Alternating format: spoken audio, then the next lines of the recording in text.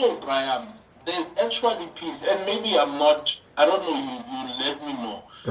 There's peace, Brian, when yazi ukuthi umuntu ona 3.5 can live a beautiful and peaceful life than umuntu othola 8K.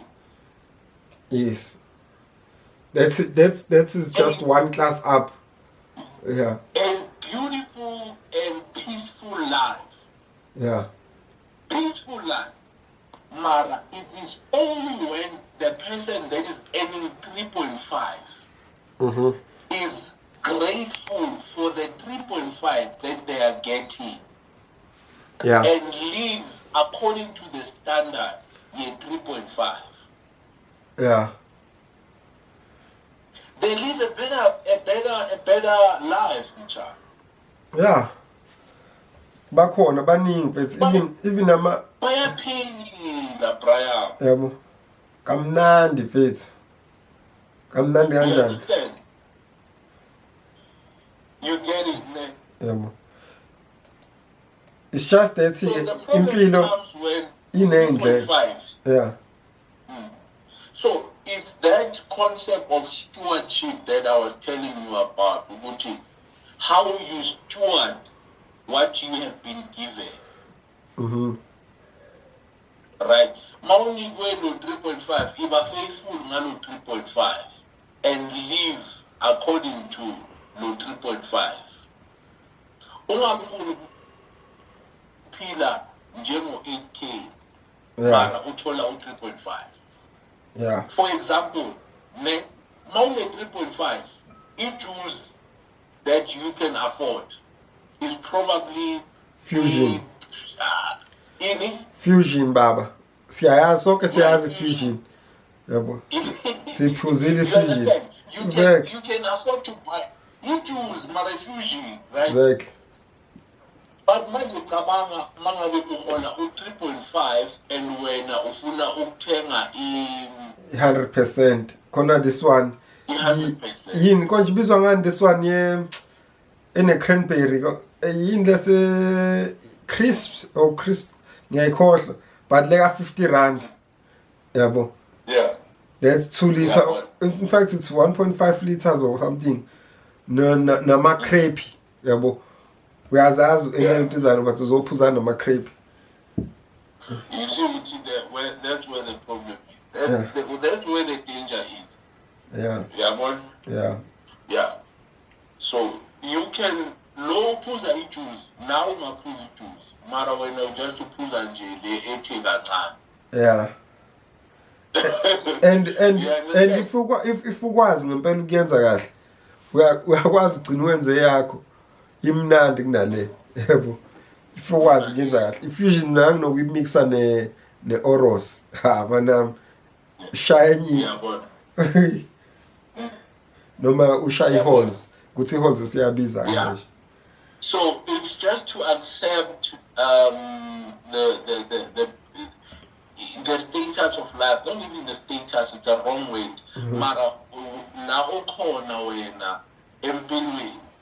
Yeah. You understand? Yeah. We make an example in a car. Low driver GTI. Yeah. With 22, let's say with 40,000. Who drive GTI when with 22,000?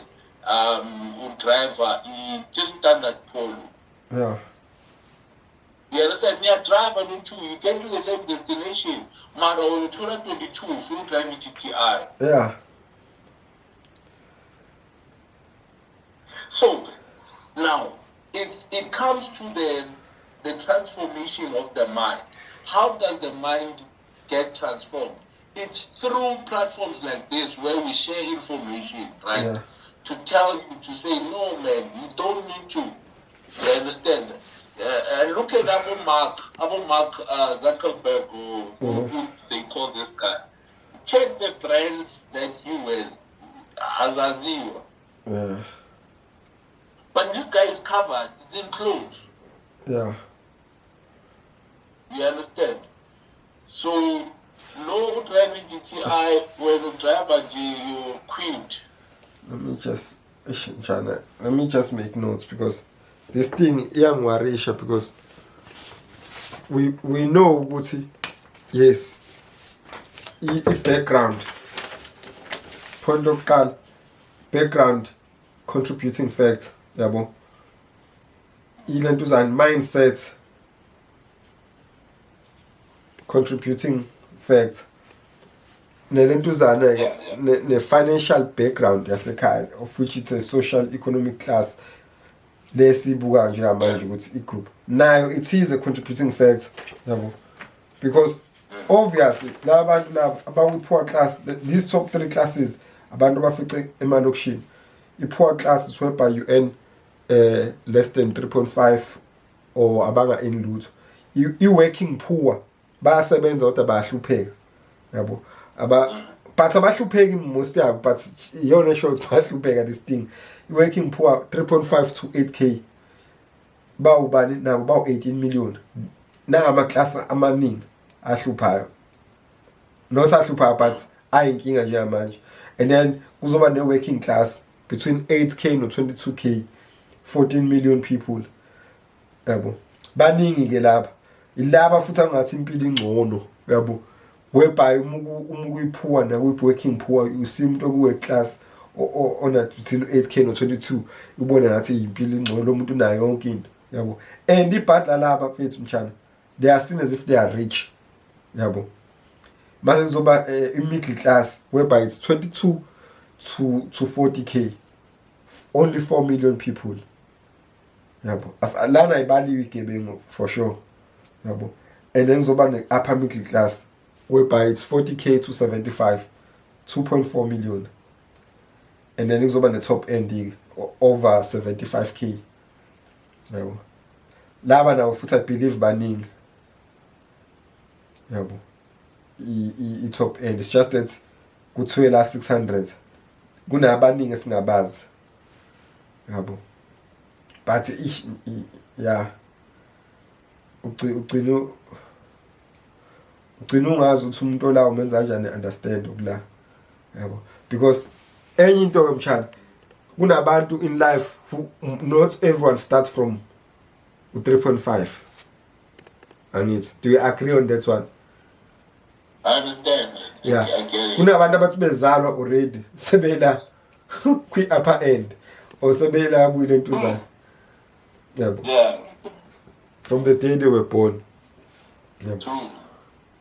But like you said they end up dropping abanye bebuyele back umufice sesemgwaqweni yabo. So we'll never know, but what I wanted to say is into enginginokuthi selokishini kulama class awu 3 i-poor ne-working class bona abantu ntuzana bafice lokishini lawo ma-class unokufica amajita ehleze. My conversation a lot speaks on how do you bring that poor to come to 75,000, right? Yeah. And I think the solution to that is mindset. Yeah. Change how they think. You understand? But Yeah, remember, how they perceive stuff, how they process stuff. You need to change that. Like, maybe change the hard way. Maybe, I don't know. influence. But Influence. yeah, remember Mshani, you said you can be helping at 8k yakho. Kunabantu I wanna most people abantu end up between 3.5 no 8. Abantu abasenza imisebenzi ukuthi ama-security aseyaholayo manje but abantu abasenza imisebenzi enjalo your general work yabo. So i-security asehola kakhulu because security doesn't fall under ama-general manje. But in most cases ufica lapho abantu abasenza ey'tolo, not sure but ama-garage yabo, nama-call center, cleaning people and what yibo lapho abalentuzana abahola la. But into engiphatha kabi ngalama-class lawo ngalabantu laba namtshana ukuthi to answer you first ukuthi wena uthi everyone should go, you said before umuntu uyakwazi ukuba happy within 8k angithi. So some of them, Yes. especially abasibe in most cases abantu besifazane lentuzana angazi bahlaniphile but they are able to live within their means bona umuntu menza no ena 3.5 ngalezi ingane whatever mawuthi uyayidayisela leqolo yaso okay ngizokwazi ukuphila la abazame ezinye izinto be end up beluze imali then abantu besilisa into ebhlungu ukuthi kule class lama class lawo o2 yibo lawo mthando bafica bekomashonisa begembula benza yonke lento le yokuzama ukukhuphula impilo yabo of which end up ibashaya kakhulu imali yabo angifuni ukusha ama brand cishe ngasho inkampani but ibona yabo abadlala ngisho lentuzana yabo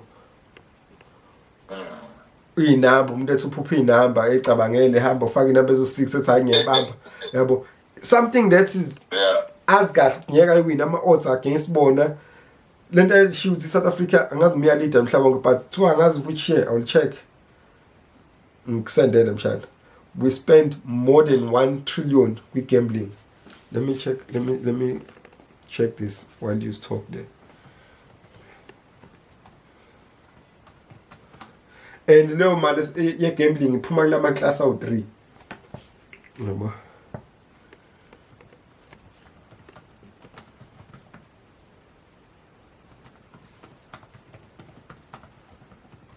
but ngeke usibablame kakhulu because yes 1.1 trillion ngo April 2023 and March 2024 inyuke ngo 25.7% of which is 59.3 billion yo cabange ke mshana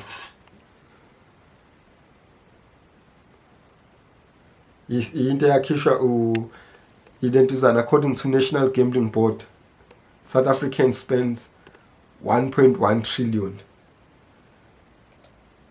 Yes, bazami inhlanhla. So these people into being ukuthi they believe in luck so much. Yabo. They forget when they show this guy ukuthi there are 3 types of luck. Yabo. Kunenhlanhla inhlanhla oyikhandela yona kunenhlanhla engachazeki kunenhlanhla kanjani but luck le I understand le nhlanhla le whereby you acquire a skill kuyazi ukuthi usifiso uyayishaya lentuzana let's say ugood ngokukhanda ama laptop yabo ugood and then one day someone will get umsebenzi ukuthi oh good ngama installation ama laptop nama servers then one day someone will get umsebenzi ukuthi install ama laptop a1 million.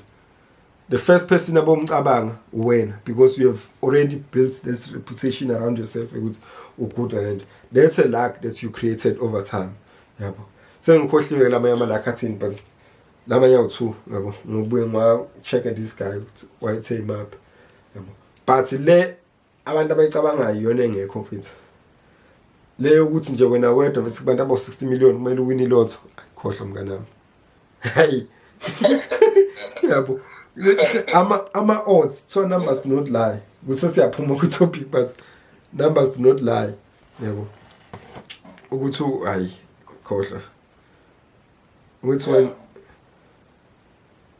yeah no what are important to note that the transformation of the mind chana key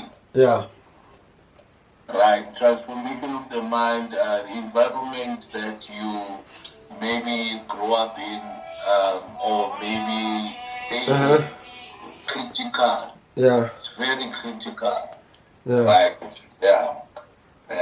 so some of the stuff that you need to note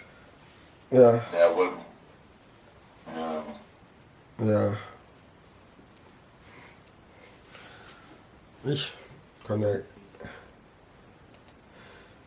we can't say that's all I can say with I'm speechless.